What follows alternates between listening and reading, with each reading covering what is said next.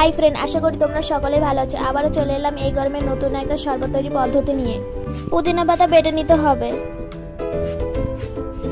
বাতাসা গুঁড়ো করে নিতে হবে, আগে থেকে হাঁড়িতে কদমা দিয়ে দিতে হবে মিষ্টির জন্য, আর পরিমাণ মতো জল অ্যাড করতে হবে। সব কিছু দিয়ে মিশিয়ে নিতে হবে।